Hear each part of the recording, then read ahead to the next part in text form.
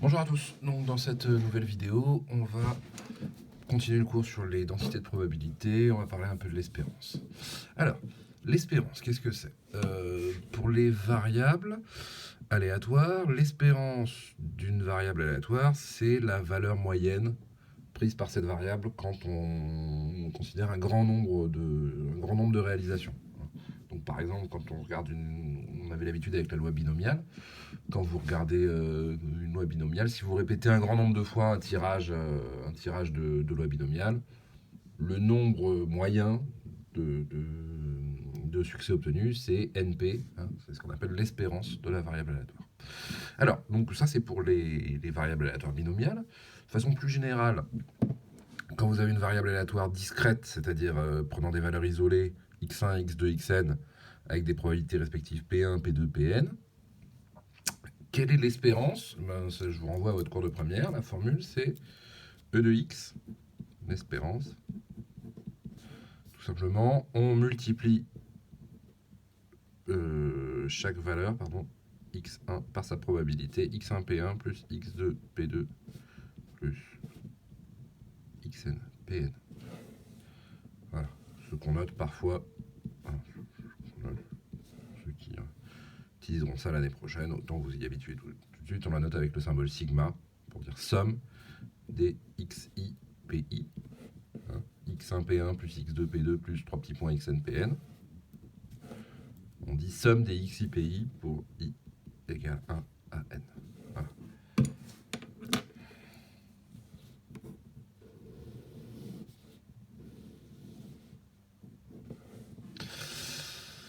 Et donc, on peut définir la même chose pour les variables à densité.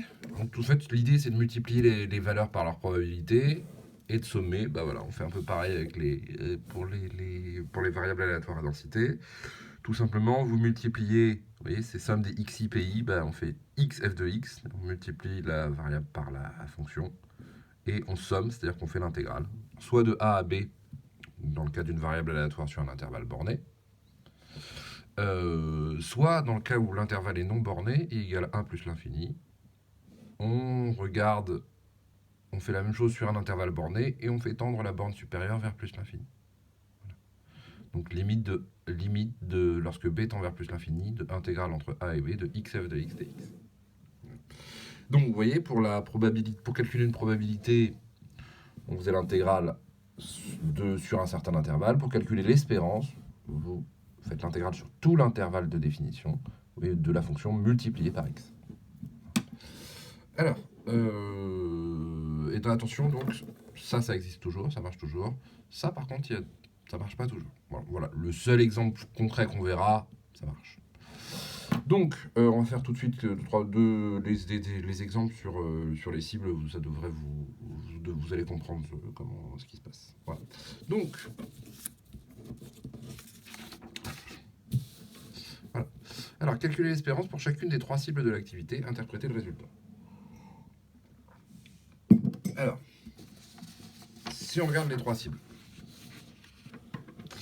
Donc, les trois cibles de l'activité, ben celle-là, on ne la voit plus. Je vais passer. Les trois cibles de l'activité, donc. Voilà. Donc, qu'est-ce qu'on peut se dire si on imagine qu'on lance un grand nombre de fléchettes? On crible chaque cible de fléchettes, à peu près. Hein, en moyenne, où devrait se situer le point d'impact moyen, si on fait la moyenne de toutes les fléchettes qu'on a lancées? Eh ben, sur la première cible, on peut se dire que vu que c'est symétrique, a priori, il va y avoir autant de flèches qui vont tomber par là que par là. Donc en moyenne, ça devrait s'équilibrer, et la valeur moyenne, ça devrait être à peu près au milieu. Okay. Idem ici, c'est symétrique, donc si on lance plein de flèches, il devrait y avoir autant de ce côté-là que de ce côté-là, à peu près. Et donc, ça devrait s'équilibrer, la moyenne devrait être au milieu. Ici, par contre, c'est pas symétrique. Donc, si on lance plein de flèches, il devrait quand même y en avoir plus par là que par là, parce qu'il y a plus de place ici qu'ici. Donc, a priori, la moyenne, cette fois-ci, ne devrait pas être au milieu, elle devrait être décalée vers la gauche. Voilà. Donc on va voir si c'est bien le cas. Il faut espérer. Sinon ça pourrait poser un peu de souci. Donc on va regarder si c'est bien le cas. Alors, donc l'espérance des trois cibles de l'activité. Alors sur la cible 1, donc l'espérance de x, où x c'est le point d'impact moyen de la fléchette, c'est quoi? C'est intégrale sur 0,1 de x f1 de x dx. Hein, j'applique ma définition. C'est-à-dire intégrale sur 0,1 de x fois 6x moins 6x au carré dx. Ok? Et donc vous trouvez intégrale sur 0,1 de 6x au carré moins 6x au cube dx.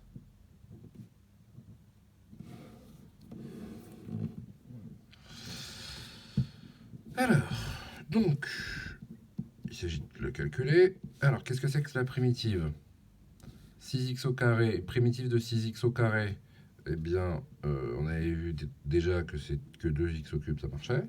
Si vous prenez 2x au cube, ça vous fait 2 fois la dérivée, ça vous fait 2 fois 3x au carré. Et la primitive de pardon, la primitive de 6x au cube, c'est quoi? Ben, c'est la primitive de x puissance 3, c'est 1 sur 4 x puissance 4, donc moins 6 sur 4 x puissance 4. Donc moins 3 demi, hein, entre 0 et 1. Alors je vais mettre des petits 1, pardon. Je vais mettre un petit 1 pour dire que ça c'est avec l'abscisse avec la première. Donc ça va nous faire quoi tout ça?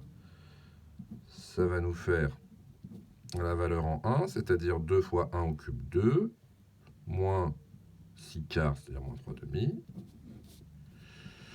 moins 0. Hein, donc la valeur de ça en 0, c'est clairement 0. Donc 2 moins 3 demi, on trouve bien égale 1 demi.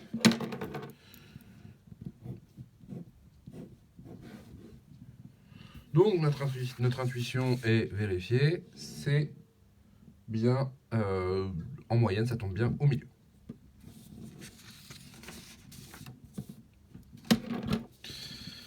Alors, la cible 2. Donc l'espérance de x2, c'est intégrale de 0 à 1 de x fois f2 de x dx. Et si on se rappelle, f2 de x, excusez-moi, je chasse mon chat. Allez, file.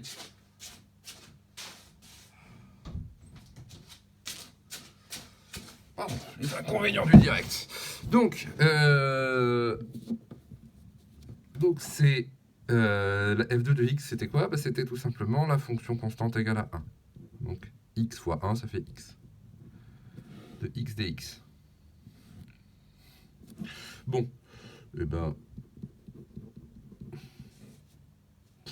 on connaît la primitive de x, c'est 1 demi de x au carré.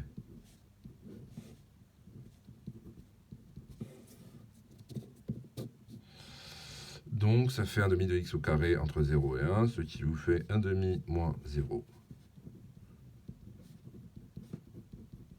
Et vous trouvez donc e de x2 égale 1 demi. Voilà. Donc à nouveau, en moyenne, ça tombe au milieu.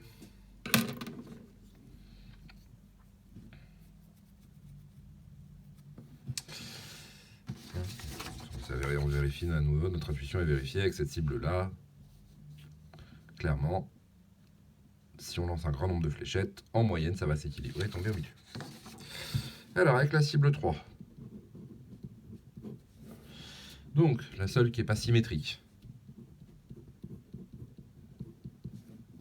Alors, le calcul va être un tout petit peu plus compliqué, mais pas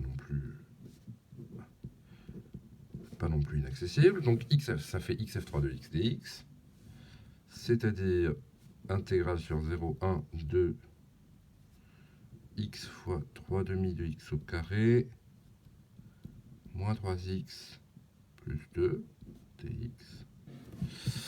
Et finalement, vous trouvez j'ai pas la place de tout écrire ici. E de x3 égale donc intégrale sur 0,1 de 3 demi de x au cube moins 3x au carré plus 2x dx. Voilà. Alors, donc il faut trouver une primitive de ça. Qu'est-ce que ça vous fait? Alors, une primitive de 3 demi de x au cube. Donc là, la primitive de x au cube, c'est 1 quart de x puissance 4. Donc ça fait 3 huitièmes de x puissance 4. Hein. Si vous redérivez ça, là c'est simplement une petite manipulation de fraction. Si vous redérivez ça, vous obtenez, ça vous fait 3 huitièmes fois 4x puissance 3. Fois 4 divisé par 8, ça se simplifie et vous retombez bien sur ça. Moins 3x au carré, 3x au carré, c'est la primitive de x au cube.